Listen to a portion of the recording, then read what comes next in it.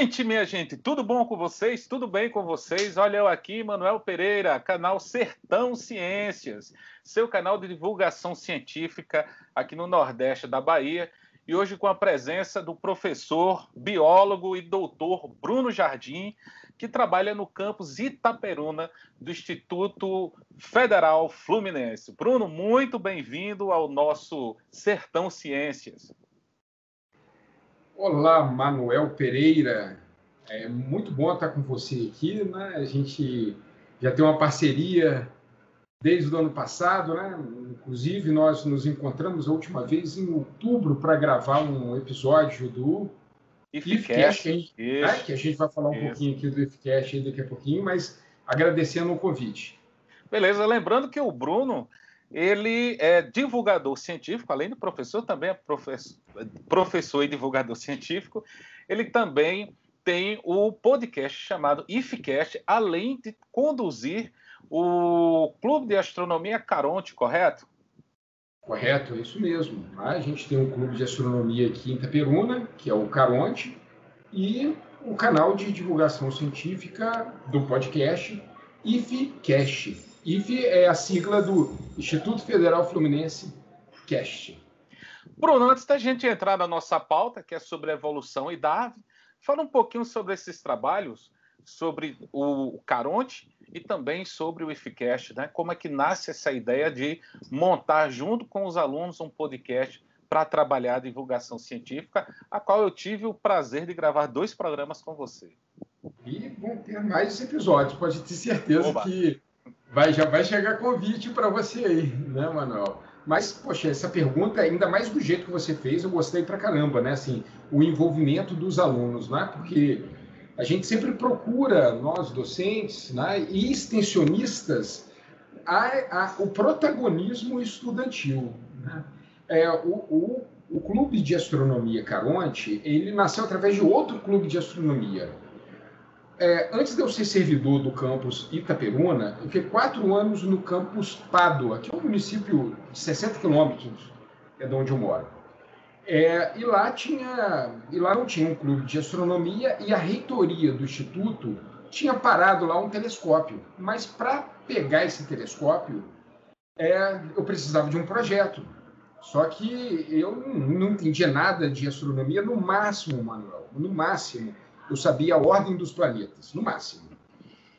E como eu já tinha noção que, uma coisa que você sabe muito bem também, que a astronomia é um ótimo caminho para a divulgação científica, eu sempre gostei da divulgação científica, eu sempre pensei que a divulgação científica, a população empoderada do conhecimento, ele tem mais estratégias, até nos seus processos decisórios, ele consegue decidir melhor as coisas, né? Isso. Aí, eu já sabendo que a astronomia é um caminho fenomenal, excelente para a divulgação científica, eu comecei a estudar muito astronomia, participar de seminários presenciais, né? Naquela época ainda poderia ser presencial, né? E escrevi esse projeto. E nós fomos contemplados com o telescópio no campus Pádua. Daí nós fundamos o Clube de Astronomia Puris. Puris é por causa dos índios da nossa região aqui, que são os índios Puris. Né? Quer dizer, não existe mais os índios Puris, né? Com certeza foram todos dizimados, o genocídio na nossa terra, como no Brasil todo, né? Só para fazer esse disclaimer, né, Manuel? É sempre importante falar isso. E, então, eu conduzi esse clube de astronomia durante 3 anos e foi a coincidência de eu ser transferido aqui para Itaperuna, que é a minha cidade natal.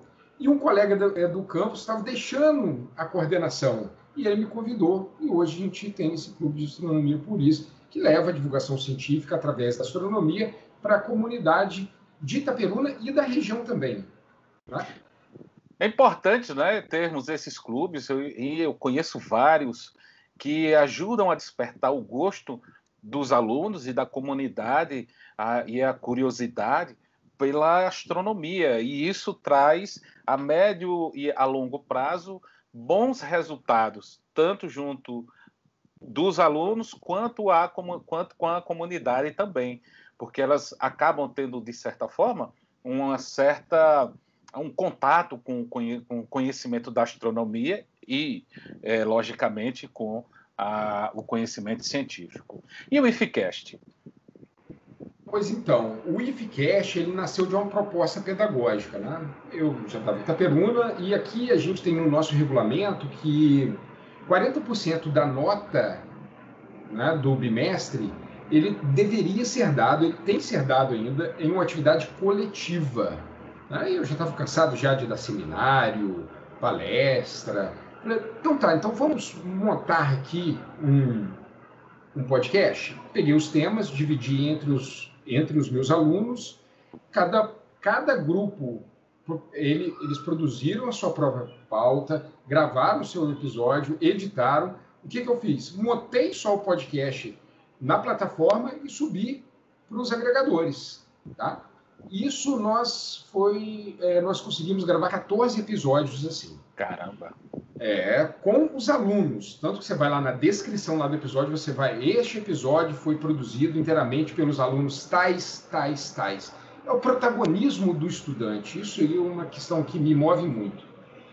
E depois do 15º, né, eu comecei a produzir com a ajuda aí de vários colaboradores, inclusive o do Manuel Pereira, do canal Sertão Ciência. Foi ótimo a gente trabalhar junto. Exatamente. Mas agora vamos falar sobre a evolução, vamos falar sobre Charles Darwin. Quem foi Charles Darwin? Pois eu vou começar com uma expressão que ele foi um pobre menino rico. Né? Charles Darwin ele nasceu em 1809. Por que eu estou frisando essa data, Manuel? Porque a gente tem que pensar que nós somos produtos da nossa época. Né? Então, a nossa conversa aqui, a gente tem que sempre resgatar isso. Né? Ele nasceu no início do século XIX, na Inglaterra, e em uma Inglaterra vitoriana, que prezava os bons costumes, que prezava a aristocracia. Né? Então, esse contexto é importante para a gente entender a vida de Darwin e também a sua obra. Darwin, ele nasceu numa família muito rica, né? A família dele já vinha de uma geração de médicos bem influentes, não só na medicina ou a parte científica, mas também na parte da aristocracia. Né? Eles eram nobres. Isso fez uma diferença para o Darwin na vida dele. E outra coisa interessante que Darwin, né, para a gente entender um pouco da obra dele, é pensar que ele sempre foi uma criança curiosa, muito curiosa, tanto que o passatempo dele não era soltar pipa nem jogar bola de gude, era coletar besouros, coletar vários tipos de insetos. Tem até uma anedota que eu não sei se é verdade, mas uma anedota interessante, que ele estava no jardim da casa dele, aí ele viu um besouro passando, né? Ele pegou com a mão direita. Aí ele viu outro besouro importante para a coleção dele, pegou com a mão esquerda. Mas aí, Manuel, ele viu o terceiro, o mais raro, o mais importante. Ele falou, o que eu faço agora? Ele pegou um dos besouros e colocou na boca. Para pegar. Só que o besouro que ele botou na boca soltou um líquido amargo na boca dele. O que ele fez? Teve que cuspir o da boca, né, e soltar o que ele estava na mão. Então ele acabou perdendo tudo. Mas essa atitude dele, curiosa, a gente vai voltar em algumas épocas lá da vida dele, que vai ser importante a gente ter em mente que isso foi da vida dele de curioso. Outra condição que é importante a gente entender, que ele era uma pessoa muito sensível, ele sofria muito com as questões da vida dele. Tá? Ele se magoava com muita facilidade, ele se entristecia com muita facilidade, as coisas cotidianas marcavam muito a vida dele e que isso no futuro refletiu muito para a principal obra dele que a gente vai falar daqui a pouco. Né? Então, o Darwin, né, o Charles Darwin, né, é importante falar Charles Darwin, porque agora a gente vai falar de outro Darwin, que é o Robert Darwin, que é o pai dele, médico, como eu já falei, aristocrata, e pensou o seguinte: meu filho vai seguir os meus passos, tá? Então ele vai ter que estudar medicina. E ele foi enviado, com 17 anos, para a Universidade de Edimburgo. Só que lá ele não durou muito tempo, não, tá, Manuel? Ele não aguentou, né, aquelas aulas práticas de amputação, né, de uma perna, de um braço, de cirurgias. Lembrando que naquela época a gente não tinha a questão da anestesia bem estabelecida. Né? Era no hardcore mesmo, né? No hardcore mesmo. Era no máximo talvez uma cachaçinha, né? Lá assim, seria um uísque, né? Um Sim. pedaço de madeira assim na boca para aguentar a dor e cortava. Então ele não aguentou. Ele não aguentou. E saiu lá da universidade. Chegando em casa, né? Falou: pai, não aguentei ficar lá. O pai não sabia o que fazer. Falou assim: não, olha, para o meu filho continuar na aristocracia, ele tem que ter um tipo de emprego compatível, né? Que seria qual que era a segunda alternativa? Ser um clérigo, né? Ser uma pessoa da igreja. Não que o pai dele, importante ressaltar, fosse um cristão nato, tá? O pai dele tinha suas condições, tinha suas dúvidas. A gente vai falar um pouquinho do avô do Darwin daqui a pouco. Então ele já vinha de uma linhagem, ele já vinha assim de uma família de livre pensamento. Sim. O pai dele não era um religioso devoto, né?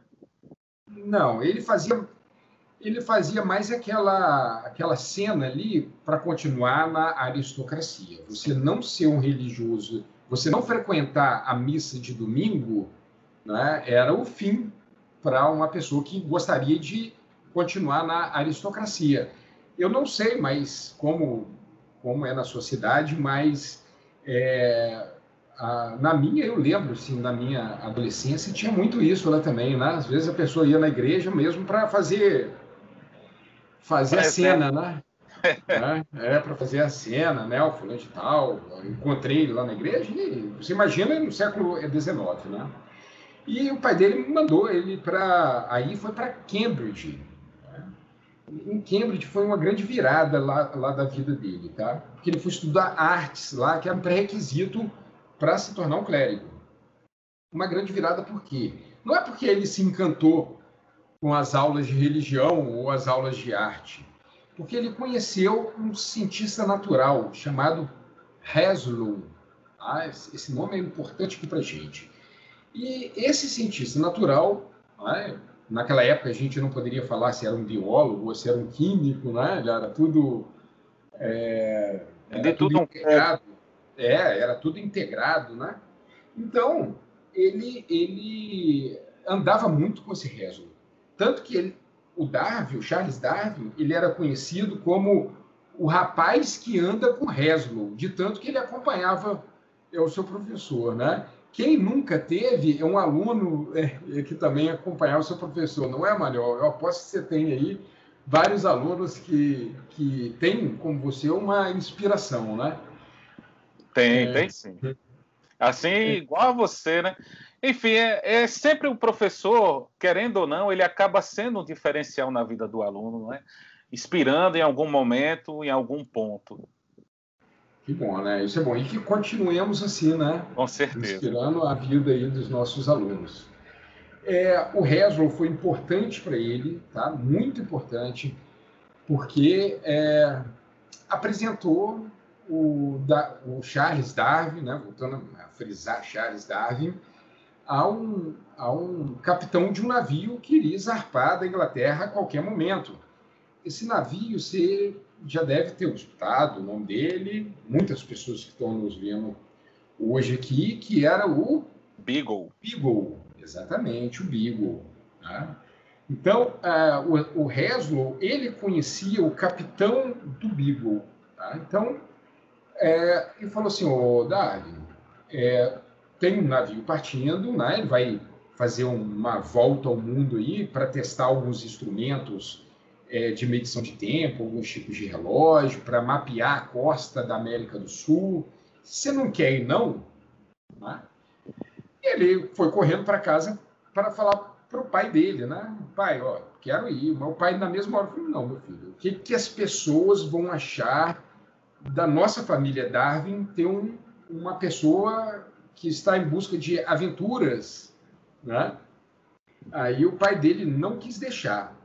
O tio dele, o tio do Charles Darwin, que fez uma interferência junto com o cunhado para liberar o Darwin para ir e também dinheiro para custear, né? Porque isso aí não foi bancado aí a ida do Darwin não foi bancada pela coroa inglesa, não. A própria família teve que custear. Caramba!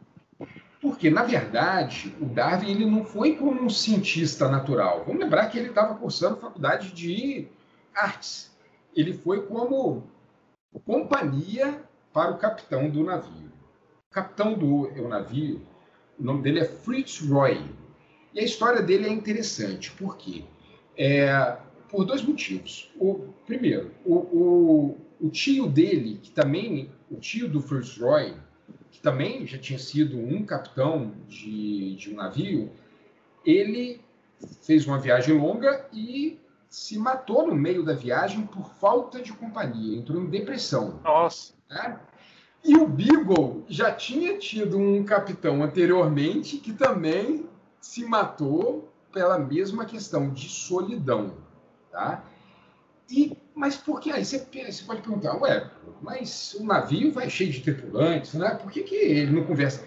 Porque capitão de navio, na Inglaterra vitoriana, era geralmente uma pessoa nobre, era um nobre da sociedade, também fazia parte da aristocracia inglesa. E não podia ter contato, não podia ter uma relação com os tripulantes, né? Com os marujos. Então chamou o Darwin ali para conversar com ele, né? Só que o Fritz Roy ele tinha uma obsessão por feições de rosto. Isso aí, cara, é uma pseudociência que agora eu esqueci o nome. Eu vou até procurar, vou te mandar e você vai botar aqui no vídeo, ok? Né? Que é uma pseudociência que fala sobre as características sociais das pessoas através do formato do rosto. Então, se você tem um rosto mais longo, é porque você é assim. Se você tem uma sobrancelha de tal tipo... Aqui no Brasil, essa pseudociência, esse pseudo-estudo, era conhecido como a teoria de Lombroso, se não me engano. Eu não conheço por esse nome. Eu conheço, é um nome... Rapaz, é um nome tão de pseudociência que até o nome parece ser científico. Tá? Até o nome. Mas eu vou te passar aí, depois você coloca. E o Fritz Roy olhou para o Darwin e pensou duas vezes em aceitar ele no navio por causa do formato do nariz do Darwin. Olha Nossa! Só. Então, aos 22 anos, Darwin embarcou no Beagle. Tá? Saiu lá da Inglaterra, só que a viagem não foi tão boa. Darwin nunca conseguiu se adaptar, né, ao navio, né, como que chama mesmo? Aquele balanço? Tem um nome que as pessoas falam? Nossa Senhora, hoje eu estou esquecendo de falar as palavras. A marola. A marola, né? Marola, aquela questão lá do navio. E sempre enjoava, sempre passava mal. Quando a gente fala em navio, é porque eu não tenho as medições aqui, mas o navio não era um navio grande, não, tá? Não, era um navio pequeno. Não é? E as acomodações do Darwin eram muito pequenas também. Né? E o Darwin era um homem alto, né? O que consta na biografia é de quase 1,90 m. Nossa! Né? Então a viagem foi complicada. Bruno, quanto tempo durou essa viagem? 5 anos, Manuel. 5 anos e ele passando por isso tudo. O que acalentou muito a viagem do Darwin, e foi importante para ele também, foram os livros que ele levou. Né? Então, ele levou um livro chama Princípios da Geologia, de Lyell. Lyell é ainda, entre os geólogos, assim, um dos Assim como para a biologia a gente tem o Darwin, para os geólogos tem o Lyell. Tá? Então, Charles Lyell. Então, levou esse livro, Princípios da Geologia.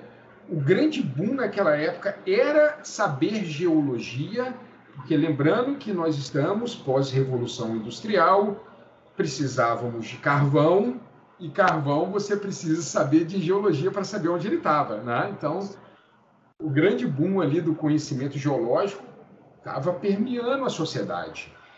Outro livro interessante que ele levou na bagagem foi o livro da viagem de Alexander von Humboldt, que foi um aventureiro, né? Esse foi mais um aventureiro que se tornou um cientista natural, podemos dizer assim, na própria viagem dele, né?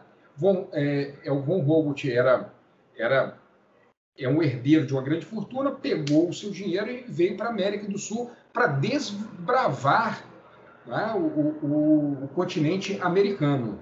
Só que é importante frisar, ele veio para desbravar a questão da natureza, nada de exploração não, tá? Ele não queria saber, ele era muito rico, ele não queria saber de nada disso, ele queria mesmo conhecer o interior do Brasil, conhecer o interior da América do Norte, né? Inclusive o estado Nevada nos Estados Unidos, faltou um tiquinho assim para não ser chamado o estado de Humboldt, né? Porque ele era muito influente lá também, né? Assim, a viagem dele. Então, ele trouxe esses livros que foram importantes para ele. A gente vai falar um pouquinho daqui, um pouquinho de Charles Lyell mais um pouco, né? Porque essa questão geológica dele foi muito importante. Ele chega na primeira parada dele, que foi em Salvador, na Bahia, no seu estado, já com esse conhecimento geológico muito afiado, né? Então, ele bate o olho na cidade, ele quer ver o que? As montanhas, o relevo, o tipo de solo, o tipo de rochas, o interesse dele é esse.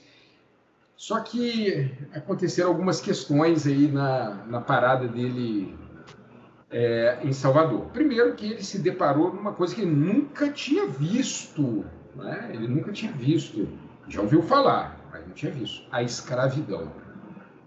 Então, aquilo para ele foi assim, lembra que eu falei que ele é muito sensível? Isso. Eu te falo que isso também a gente não precisa ter sensibilidade para achar a escravidão horrorosa, mas para ele aquilo foi um soco no estômago. Ele não imaginava que quando eu falava escravidão era aquilo. Tá? Então, isso foi... Tanto que ele teve uma oportunidade para voltar à costa do Brasil, não quis. Ele falou, eu não saio, eu não quero ver mais o que eu vi na minha primeira parada. E outra questão interessante que aconteceu em Salvador, que ele chegou em pleno carnaval, e no carnaval, naquela época, eles tinham uma brincadeira de encher bolas de cera, né, bexiga, não sei como que vocês, como que a gente pode falar se é uma bola bexiga, com água, e se jogava essa bola uns nos outros. E foi jogar logo em quem? Naquele nobre, naquele gentleman, naquele almofadinha, não é? Do Darwin. Então, porra, deve ter se sentido super ultrajado, né? Muito. Aquilo lá, tipo assim, ele não xingou porque não fazia parte do currículo dele ali, mas ele deve ter pensado muita merda, né? Então, aquilo lá foi um episódio para ele. Um episódio, isso que eu estou contando, essas particularidades, Emanuel, é um livro que eu vou até indicar no final, porque o Darwin tinha uma característica muito boa. Ele escrevia muito, ele correspondia demais. Então, existe vários livros com cartas do Darwin. Existe também um site com todas as cartas do Darwin digitalizada, que eu também vou passar para você depois, para você deixar na descrição desse vídeo. Bacana. Tá? Esse livro conta essas questões de carta que ele escreveu, contando essas questões. Bruno, pelo Brasil ele só esteve em Salvador? Não, aí depois ele veio para o Rio, né? Ele veio para o estado do Rio. Inclusive, aqui no estado do Rio tem uma região que se chama Região dos Lagos, né? Onde fica Cabo Frio, Macaé, Arraial do Cabo, Búzios, que são praias conhecidas aí no Brasil todo. e que existe um projeto aqui que se chama Caminho de Darwin, né, que ele traça o caminho, né, as trilhas que Darwin fez nessa região, tem plaquinhas e tudo, é mó barato.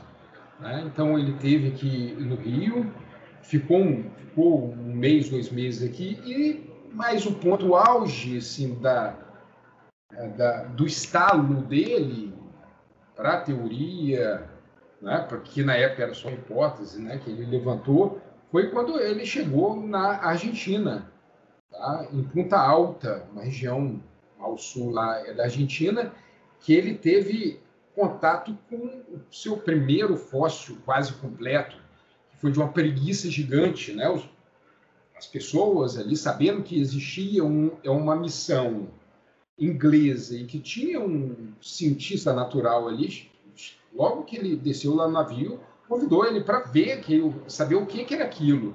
Na verdade, era uma preguiça gigante, isso deu estalo. Ele pensou o seguinte, por que eu tenho esse fóssil muito parecido com uma espécie que ainda vive, só que essa espécie é menor do que a outra? Aconteceu alguma coisa aqui que ela ficou menor, né? Essa foi uma pergunta que ele se fez. Tá? Então, aí saindo aí inclusive, tudo isso que ele ia coletando, ele ia mandando para a Inglaterra, tá? Isso que eu estou falando é importante, daqui a pouquinho eu vou falar um pouquinho. Então, ele ia mandando, porque outros navios iriam passando ali, ele ia mandando essa carga toda, né? Material, que ele coletava muita coisa, né? Mandava suas cartas, e aí depois lá da Argentina, ele deu a volta na América do Sul e chegou no Chile. Em Valparaíso, teve 2 eventos geológicos interessantíssimos que, não sei se é sorte ou azar, que ele pôde presenciar. Né? A erupção de um vulcão e de um terremoto de grandes proporções. Grandes proporções que eu falo, depois do terremoto, ele conseguia ver a diferença que o solo, um iria levantando e o outro abaixando. Então, ele pensou o seguinte, se a crosta da Terra, né, se a geologia ela se modifica com o tempo, será que os seres vivos também não se modificam? Porque essa era uma ideia que não tinha esse nome evolução, mas já se pensava numa coisa muito parecida, que até o avô dele, Erasmus Darwin, já tinha essa ideia de transformismo, né, que era choque com a versão bíblica de como que existem as espécies, né, a diversidade. Então ele já tinha essa noção. Isso ficou mais evidente para ele quando ele teve contato com esse fóssil de uma preguiça gigante, e depois quando ele viu a Terra sacolejar. Né? Ele viu essa diferença aí do perfil do solo. Tá? A evolução mesmo, daqui a pouquinho a gente vai chegar nessa palavra. Outra pessoa muito influente para ele, para essa ideia de evolução, foi Lamarck. Tá? Jean-Baptiste Lamarck, ou Cavaleiro de Lamarck. Por que eu estou frisando isso daqui? Que foi importante lá para ele. Nos livros didáticos, Manuel, existe uma... Eu podia ter separado um aqui para te mostrar a todos que estão assistindo aqui a gente. É o seguinte, existe, às vezes, um infográfico assim, Darwin versus Lamarck. Como se o Lamarck fosse um burraldo, não sabe, ele fosse totalmente ignorante na evolução, e o Darwin fosse aquele que iria trazer a luz. Nada disso. Lamarck ele foi muito importante, tá, para a consolidação das ideias de Darwin. Vamos dizer assim, Darwin tinha ele como um ídolo, Lamarck como um ídolo. É muito importante ressaltar. Nunca teve essa briga ou quem está certo, um está errado. Não, Lamarck também tinha suas questões certas ali também, né? Na verdade, é mais uma questão sensacionalista para acabar vendendo alguma matéria, acaba pegando mais por esse foco. Pois é, eu tenho que procurar algum artigo que fala da onde que veio essa, sabe, esse erro, uma má fé que às vezes eu vejo as pessoas falando. Já vi colega meu, biólogo, professor, falando isso, né? Então, só para desconstruir essa ideia, tá, rapaziada? Que nunca teve essa briga. Né? Então, olha, ali Darwin já sabia de geologia, né? Já tinha os seus conhecimentos. Ele já tinha sua curiosidade, que é o ponto principal aí da partida da construção da teoria da evolução por seleção natural, né? Que é o nome da teoria de Darwin. E já tinha visto fósseis, já tinha analisado os fósseis, já tinha visto como que o solo pode ser modificado, né? Como a geologia local pode se modificar. Né? Então, mas o Beagle tinha completado a sua missão. Lembra que no começo eu falei que a ideia do Beagle era mapear a costa da América do Sul? Pois é, isso já foi feito. Né? Eles foram embora. Só que eles deram uma paradinha para comprar uma coxinha com caldo de cana em algum lugar. Né? Eles pararam ali, né, para fazer aquele xixi. Aí chegou com o Beagle num arquipélago, né, vulcânico, que hoje pertence ao Equador. Né? Então você já imagina onde fica mais ou menos, se imaginar o mapa agora, que chama arquipélago de Galápagos. Né? Quando você fala Galápagos, geralmente a pessoa em Darwin, ou quando pensa em Darwin, já pensa em Galápagos. Né? Então, ali só foi uma parada. Só que Darwin observou algumas questões importantes ali que serviu como base para ele. Primeiro, ele parou em várias ilhas, lembrando que é um arquipélago, e ali se tinha vários tipos de passarinhos diferentes em cada ilha. Só que ele começou a observar o seguinte, que esses vários passarinhos diferentes, tá? É importante falar que são diferentes por enquanto. O bico dele, né, era, vamos dizer, adaptado para o alimento existente lá naquela ilha. Tá? Existiam pássaros com bicos mais finos quando você tinha um local onde tinha muito verme, né? Então ele conseguia o passarinho conseguia fazer um formato de pinça. Né? Você tinha passarinhos com bico mais curto e grosso, né? Mais forte, né? Naquelas ilhas onde você tinha tipos de castanha que o passarinho tinha que quebrar aquilo ali, né? Então ele foi pegando esses passarinhos e enviando para a Inglaterra, tá? Então é importante falar isso. Ali ele não fez nenhuma análise, olhou e eureka não, tá? Ele enviou para a Inglaterra. Até mesmo as tartarugas eram diferentes, né? Mas a gente, quando fala em Galápagos, também te lembra naquelas tartarugas gigantes.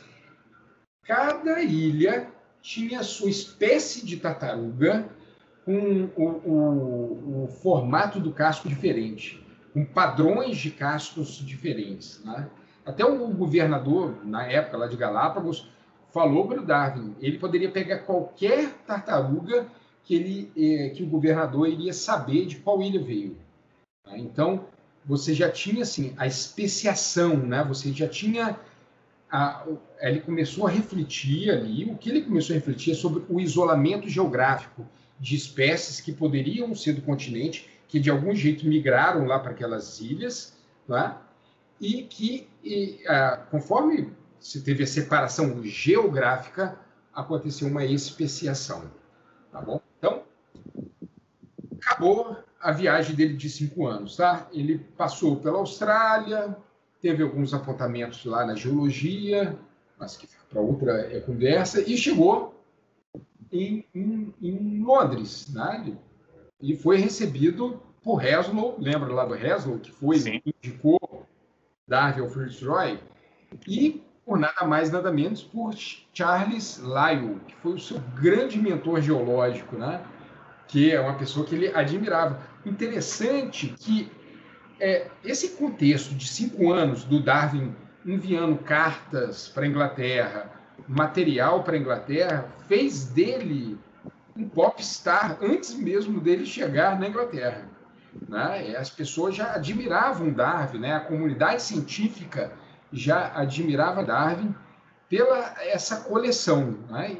E olha só, Darwin não fazia isso por dinheiro, não, porque naquela época existiam muitas pessoas, né, que saíam pelo mundo coletando material e vendendo para museu ou para instituto de pesquisa, né? Darwin só enviava, né? Ele não precisava de dinheiro. Bom, então o Darwin volta a Londres, se torna um popstar, e o que é que ele faz, né? Ele se tranca na sua casa, e vai desenvolver os estudos para lançar o famoso livro dele. Quanto tempo isso leva, Bruno? Quantas décadas isso leva, né? Caramba. Falar décadas, né? Ele fez uma viagem, né, de 5 anos, só foi lançar o livro em 1859, né? Então, já tem muito. Vamos calcular, ele nasceu em 1809, foi para a viagem do livro quando ele tinha 22 anos. 2 anos. Voltou com 27 e só em 59 que ele publicou o livro dele, né? Mas daí já tem muitas décadas, né? Então, você falou um negócio interessante, né? Darwin se trancou em casa. Ele tenho certeza, foi a última vez que Darwin saiu da Inglaterra, tá? Depois nunca mais ele saiu. Tá? Então, ele se casou com a sua prima, tá? Foi um casamento, não foi arranjado, né? Assim, o que consta que não foi arranjado, porque eles viveram muito bem a vida toda, né? E talvez possa ser mais uma ideia de não botar a fortuna deles para outras famílias, né? Então eles mantiveram ali mesmo, né? Dinheiro com dinheiro, né? Dinheiro com dinheiro. A prima dele também vinha de uma família super rica que vendia porcelana, né? Que tinha fábricas de porcelana, então já não dependia da grana dos Darwin, né? Era de outra família, mas era primo, né? Era da família Wedgwood, né? Que era uma família também tradicional lá na Inglaterra, e ele se tranca em casa, né? Só que não é se trancar em casa igual a gente está trancado agora, não, né? Ele comprou uma chácara, um sítio lá para ele, né? De vários metros quadrados, vários 1000 metros quadrados. Né? Então, ele viveu ali, montou seu laboratório, né? O seu escritório, o seu laboratório, no seu próprio jardim ele fazia as experiências dele, então ele ficou um tempo ali. Como eu já falei, ele escrevia bastante, então ele tinha todos os seus cadernos de anotações. Às vezes ele ia em Londres conversar com os pesquisadores, os cientistas, lembrando que Darwin nunca teve um emprego formal, tá? E conversar com a comunidade acadêmica. Lembra daqueles pássaros que ele tinha enviado, que ele coletou lá em Galápagos? Caiu na mão do principal ornitólogo, né, da Inglaterra, quiçá do mundo. Aí esse ornitólogo chamou ele para conversar. Falou assim, olha, você falou que são passarinhos diferentes, mas não são não, então, tá? É de uma espécie só que tem algumas variâncias. Então ele pensou, uma espécie só, aí ele recordou, uma espécie só migrou do continente americano para o arquipélago de Galápagos e ali teve as suas diferenças pela pressão seletiva do meio. Tá? Aí ele pensou o seguinte, não é que, aí é um pensamento diferente do que Lamarck tinha falado, não é que naquela ilha tinha castanhas que transformavam o bico do passarinho mais forte, mas que aquele com bico mais forte sobrevivia, conseguia gerar descendentes, e esses descendentes tinham bicos mais fortes. Tá? Então, esse foi um estalo. É por isso que esses tentilhões, né, são chamados os tentilhões de Darwin, foi um momento crucial para a ideia dele ali. Então, com essa ideia que teve uma questão interessante aí também, que eu tenho que contar. ele cuidava muito de pombos, né? A aristocracia inglesa tinha uma tradição de pombal, né? Adorava fazer pombal. Então, ele começou, ele e o seu ajudante, a pessoa que tomava conta, que cuidava do pombal, selecionava, olha a palavra que eu estou falando, variedades de interesse. Por exemplo, o cuidador lá do pombal e o Darwin queria ter pombos com um penacho diferente na cabeça, né? Aí, de repente, nascia um pombo com a peninha um pouquinho mais para cima, aí ele selecionava e cruzava com aquele outro também que nascia com a peninha mais para cima, né? E tinha vários filhotes. Os que não tinham peninha para cima, eles eliminavam da criação. Então, ele pensou assim, se aqui em casa, não é? Em poucos anos eu consigo ter uma variedade enorme de pombos diferentes, o que a natureza não faz em bilhões de anos? Né? Por pouco ele também não tem a mesma sacada que Mendel teve, não é? com as suas ervilhas. A questão do Mendel foi interessante, porque com tudo isso que eu falei, Darwin ele já tinha a linha traçado do que hoje a gente conhece como teoria da evolução pela seleção natural. Ele já tinha isso em mente. Só que ele tinha o mistério dos mistérios. Era como que essa diversidade toda aparecia, né? Porque ele não conhecia o quê? A genética. Ele não tinha contato com Faltou a ele a genética. Faltou ele uma amizade com o Mendel. Olha só. Não, e olha só que coisa estranha. Né? Nessa mesma época, Mendel estava desenvolvendo o seu trabalho com ervilhas. Reza a lenda que no escritório de Darwin tinha o artigo do Mendel, só que estava embalado ainda. Darwin não teve a oportunidade de abrir o envelope, ler o que tem ali, né? Então, talvez isso aí iria economizar alguns 50 anos de conversa, porque na década de 40 do século XX que nós conseguimos entender evolução e genética estão juntos, né? Que hoje a gente chama de teoria sintética da evolução. Bruno, Charles Darwin passou 30 anos desenvolvendo até levar à luz o seu trabalho, A Origem das Espécies. Ele titubeou em lançar esse livro? Demorou muito? Ele não queria lançar? O que é que impediu ele, por exemplo, lançar um pouco antes, se não me engano, de 1859? Isso. É uma pergunta muito boa, né? Porque, tipo assim, o que faz você ter uma ideia brilhante, né? Você tem uma ideia brilhante se não puder contar para os seus colegas, né? Isso para ele foi muito torturante. Lembra que eu falei que ele é sensível, ele refletia muito sobre as questões. Então, essa teoria da evolução por meio da seleção natural, ele só contou para 2 pessoas, para a esposa dele, tá? E para um amigo muito próximo a ele, que inclusive ele escreveu uma carta para esse amigo detalhando a sua teoria, mas pediu segredo. Ele pediu segredo. Mas por que ele fez isso? Porque eu vou usar a frase que ele usou: como confessar um assassinato. Ele achava que se ele publicasse aquela teoria dele, ele estava confessando o assassinato do próprio Gênesis, da própria criação divina. E voltando a falar, ele estava no século XIX, onde a igreja tinha um poder muito influente. A própria esposa dele era uma beata de carteirinha, sabe? Então, ele não queria desagradar a esposa dele, ele não queria desagradar a família dele, e queria continuar vivendo na sociedade, queria continuar sendo um lorde.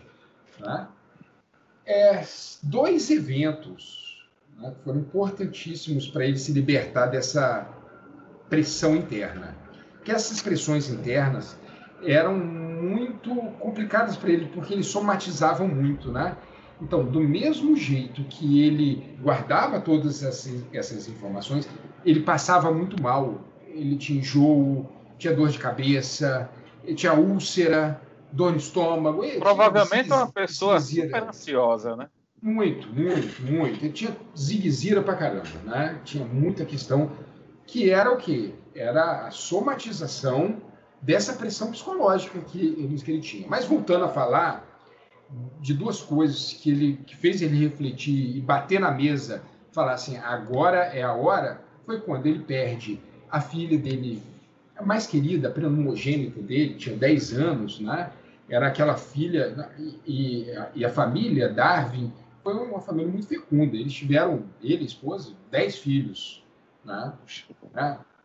Só que essa filha, chamada Annie, era a filha mais querida e morreu com 10 anos. Tá?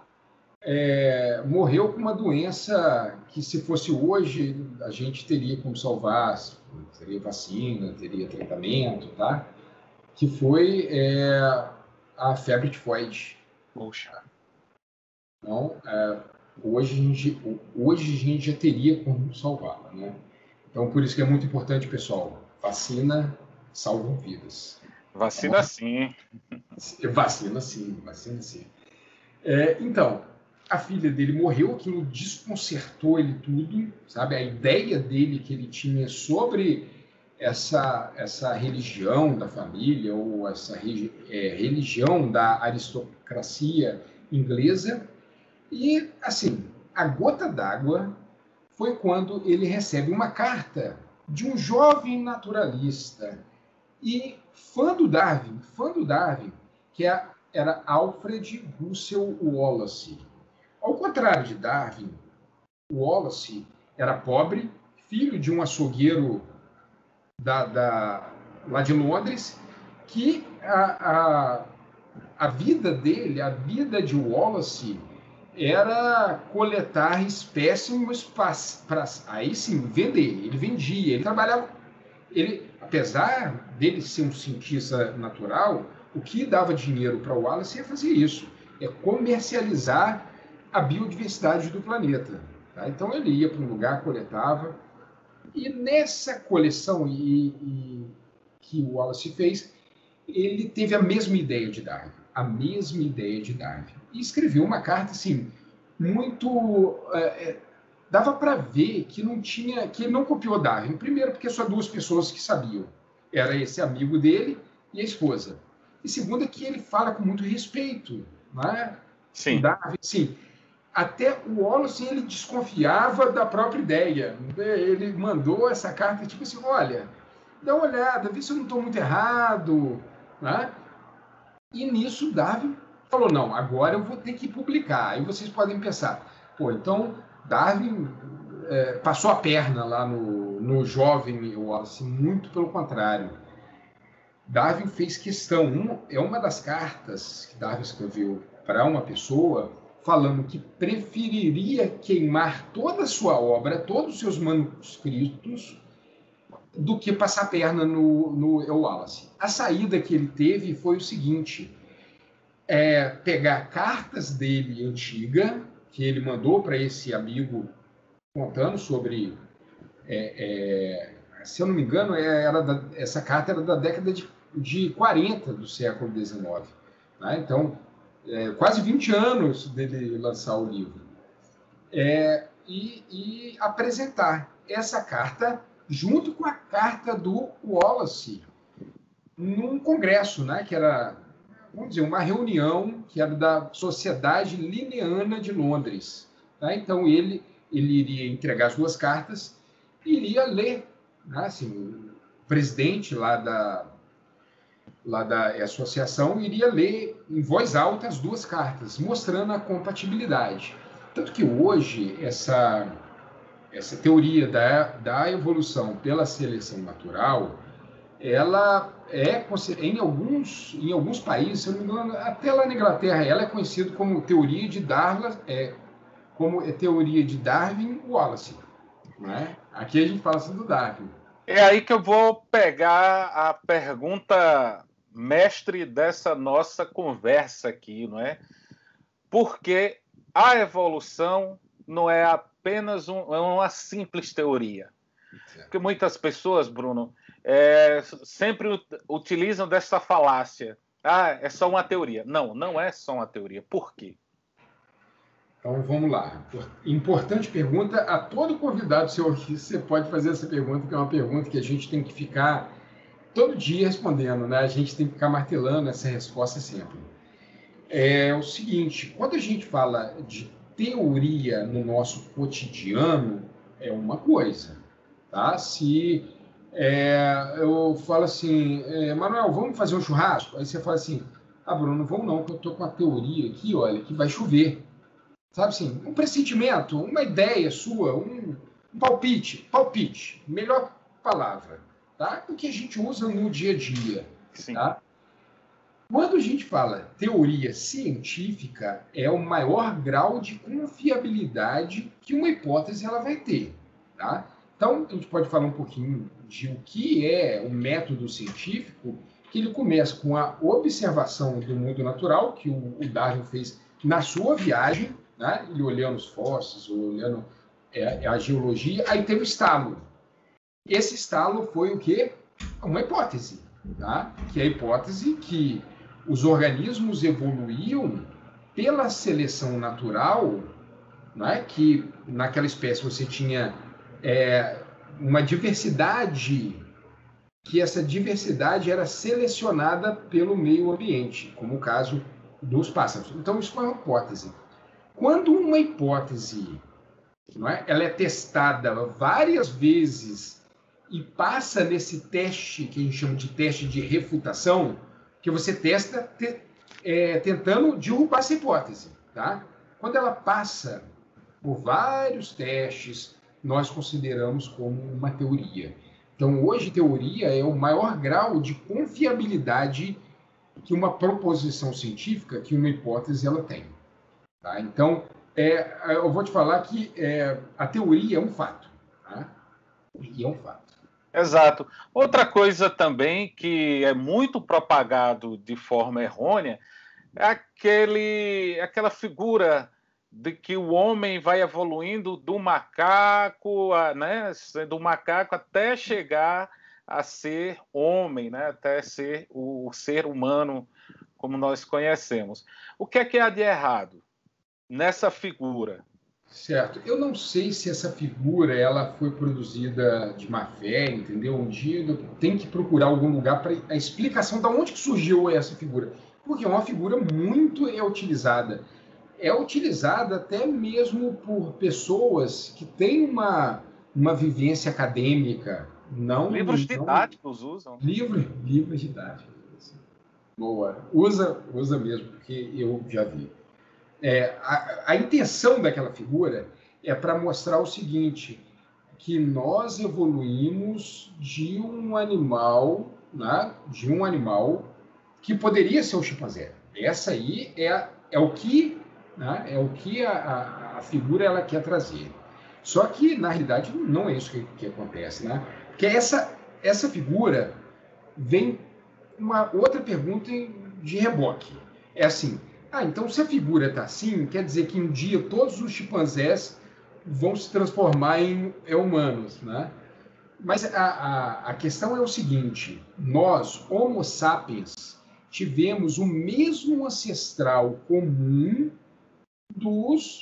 de outros hominídeos, tá? Como os chimpanzés, os gorilas, os orangotangos, o gibão. Algumas diferenças, tá? No fenótipo dessa espécie primitiva. Quando eu falo primitiva, eu não estou falando pior, não, tá? Isso é importante também de ressaltar.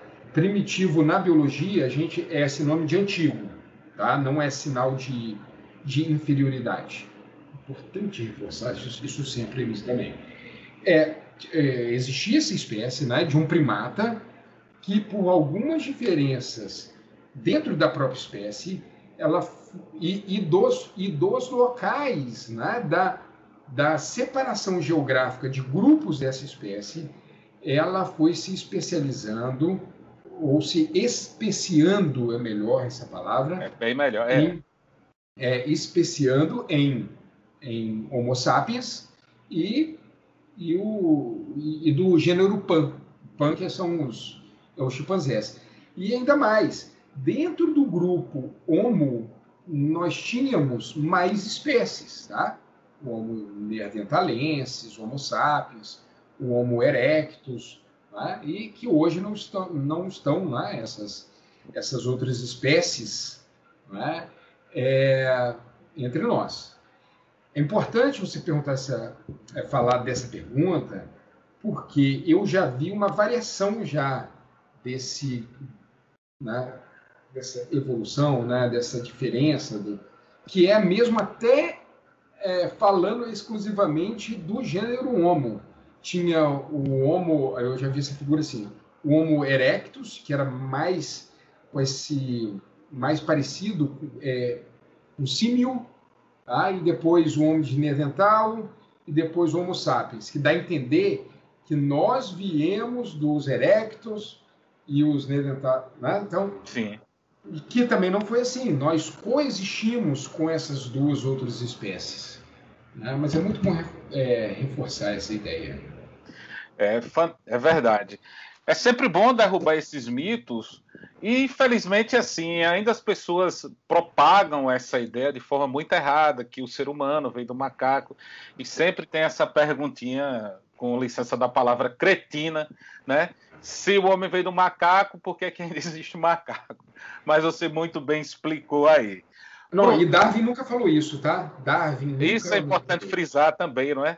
Quem é que defende, quem é que vai trabalhar isso daí? São os clérigos da época do Darwin, quando tem contato com o livro. Porém, Charles Darwin também tinha o seu fiel escudeiro, o seu defensor, que era o Huxley. Thomas Huxley. Thomas Huxley, isso. Esse sobrenome aí é importantíssimo, até nos dias atuais, né? Tem um livro do neto dele, do Aldous Huxley, né? Admirável Mundo Novo, um dos grandes clássicos, né, da literatura ficcional científica. Quando o Darwin lançou o livro, né, o Origem das Espécies, foi um fenômeno de venda logo no primeiro dia, né? Então, isso irritou, como você mesmo já adiantou, legiões de clérigos e de religiosos, né? E começou até a fazer charge, né? Com macaco com a cara do Darwin. Mas Darwin, no livro dele, passa longe disso, em falar que nós viemos de algum tipo de chimpanzé, algum tipo de... eu nem gosto de falar de macaco, assim, que veio do macaco, porque nós, não é que nós viemos do macaco, nós somos macacos, né? Se a gente for pegar a questão mesmo da filogenia, a gente conclui no final, você fala, rapaz, mas nós também, né, de todas essas características que o chimpanzé tem, também nós somos macacos. Tem um livro que se chama O Macaco Nu, que é de um pesquisador, divulgador científico muito importante, que foi Desmond Morris. E nesse livro, nas primeiras linhas, ele fala o seguinte: existem 175 espécies de macacos. Uma é pelada, que somos nós. Né? Então, ele já começa o livro e fala, olha, primeira coisa, nós somos uma espécie de macaco. Vamos deixar claro isso. Mas voltando a falar do Huxley, quem defendia, quem ia defender o Darwin nas reuniões, nos encontros, era o Huxley. Tanto que o Huxley era conhecido como o bulldog de Darwin, porque Darwin é recluso, ele não aguentava. Ainda bem que Darwin não ia, porque ele não iria aguentar, ele ia sair correndo. Né? Ele não aguentava pressão, sabe? Ele tinha essa questão toda assim sentimental, muito aflorada, sabe? Ele não era uma pessoa do embate. Ele não era. Bruno, o que é que você indica de leitura, não só para compreender o Darwin, mas também compreender toda a teoria da evolução proposta por Darwin? Olha, eu vou indicar aqui, já até separei 2 livros, que eu já sabia que a gente teria esse momento aqui, que é um livro que o meu já está bem gasto aqui, que é o Livro de Ouro da Evolução, de Carl Zimmer. Tá? Eu adoro o subtítulo dele, que é O Triunfo de uma Ideia. O título é muito bacana. Inclusive, eu fui dar uma palestra sobre Darwin em 2019 e eu usei esse subtítulo. Era um Darwin Day, que é comemorado todo dia 12 de fevereiro. 12 de fevereiro. Então, 12 de fevereiro, rapidinho, só já te interrompendo, 12 de fevereiro, além de ser o Darwin Day, também é o dia do orgulho ateu. Olha, eu não sabia, mas tem alguma relação com Darwin, assim? Tem sim, tem, porque o próprio era era tido como ateu. Então, a ligação com a questão da teoria da evolução, mais as ideias ateístas foram colocados e no dia 12 de fevereiro, que é o aniversário de Charles Darwin, também seria o dia do orgulho ateu. Interessante, eu não sabia. Mas é que o livro, ele é muito bom, cara, porque o livro ele é grande, mas ele é uma delícia, sabe? Você lê com muita facilidade. Outro livro aqui, da Janet Brown, que é Darwin por Darwin. É um dos livros, pessoal, de coletânea de cartas do Darwin. Né? Então, a capa é muito bonita. Nossa, a capa é capa dura, olha. Eu adoro livros bonitos assim, olha. Então, ele é dividido em sessões que fala sobre a juventude e a viagem dele no Beagle, o casamento e o trabalho científico. Então, a autora ela consegue dividir em blocos, tá? Inclusive, eu vou ler uma passagem aqui desse livro, mas também eu quero ler uma da outra, super rápido, tá? Que uma frase que talvez vocês já devem ter escutado. De novo, não é a mais forte das espécies que sobrevive, nem a mais inteligente, é aquela mais adaptável à mudança. Vocês já escutaram essa frase? Darwin nunca falou isso. Darwin nunca falou isso. O livro mesmo fala assim, frase erroneamente atribuída a Darwin. Eu acho que seria algum coach. Eu acho que essa frase está mais para um coach, né? E Darwin não era coach, tá? Então, essa frase erroneamente, né? Mas não se sabe a quem é atribuída a ela. Não. Isso aí foi feito ao longo do... Né, assim, acho que ela foi montada, né, ao longo... Que eu escutei do meu professor de biologia, eu lembro como se fosse hoje, né? Outra frase interessantíssima, que essa aqui eu separei para você, Manuel, porque você é capaz de você não concordar com essa frase, mas eu vou arriscar. Né? Eu vou falar que é do filósofo Daniel Dennett, que é um ótimo escritor, na linha de Dawkins, tá? De Sam Harris. Ele é uma pessoa, assim, um filósofo assim, com as ideias muito claras e muito alfinetadas. Tá? Eu adoro autores assim. A frase dele é o seguinte: se eu tivesse que dar um prêmio para a melhor ideia individual que alguém já teve, eu daria para Darwin. À frente de Newton, Einstein e de todos os outros. Num único golpe, a ideia da evolução pela seleção natural unifica os reinos da vida, seu significado e propósito, com os reinos do espaço e do tempo, causa e efeito, mecanismo e lei da física. Mas não é apenas uma ideia maravilhosa, é uma ideia perigosa. Tá? Fantástico mesmo. Perigosa por quê? Primeiro porque ele, com essa teoria, Darwin desafiou toda uma elite aristocrata religiosa da sua época e que, num futuro bem próximo a Darwin ali, uma pequena ajuda do seu primo, ajuda entre aspas, tá? Que, coitado, ele fez um desserviço sem saber.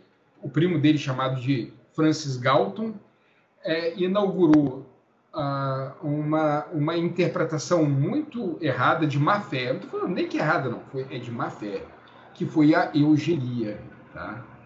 Que foi utilizado como instrumento do nazismo. Só lembrando que a eugenia, como conceito, ela começa na Inglaterra, floresce nos Estados Unidos, tá? E ela é empregada em larga escala na Alemanha nazista. Tá? Hitler viu isso acontecendo nos Estados Unidos, falou, que bacana, né? Eu vou copiar isso aqui também, tá? Só porque eu já vi muitos textos querendo tirar os Estados Unidos dessa jogada aí, tá? Mas a grande maioria o foco da ideia eugenista parte de lá, porque se fizeram muitos estudos, muitos trabalhos sobre eugenia lá nos Estados Unidos, a qual também foram incorporados e importados pelos nazistas, né? E a gente viu no que deu. No Brasil também. O Brasil tinha também sua sociedade eugenista muito estabelecida, muito forte, né?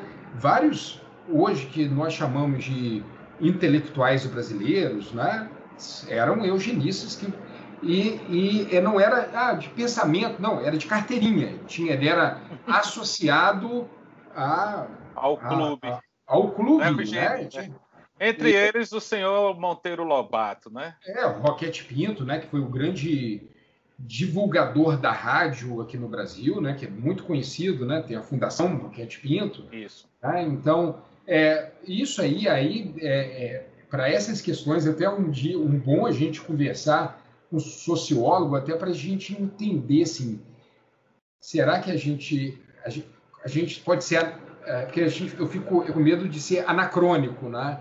De pegar o Monteiro Lobato ou o Roquete Pinto e falar mal dele pra caramba, mas será que é isso mesmo? Mas isso é outra discussão, né? Isso é outra discussão. Exato. O que não pode também é a gente levar sempre para o lado da glória, enxergar como sendo um ser humano perfeito, maravilhoso, porque escreveu, porque produziu, mas de toda sorte tem os seus defeitos, né?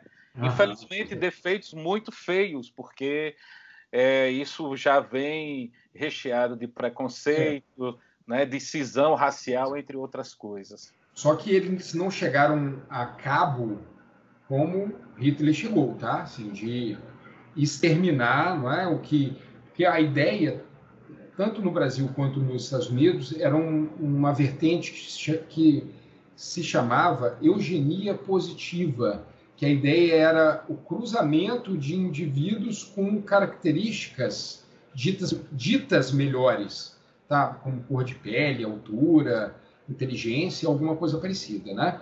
Hitler optou pela eugenia negativa, que era exterminar aquelas pessoas que não tinham as características ditas arianas. No Brasil, na verdade, isso se aplica à questão de querer embranquecer o país, fazendo com que houvesse uma abertura aos imigrantes, principalmente europeus, no final do século XIX, tentando, aspas, embranquecer o país, tendo essa relação entre europeus e ex-escravos e escravos brasileiros. Né? Perfeito. Bruno Jardim, meu caro, que entrevista maravilhosa. Espero que vocês tenham gostado. Com certeza. Vou deixar aqui o espaço aberto para suas considerações finais a respeito da nossa conversa e, claro, sobre algum recado que você deseja passar aqui para a gente.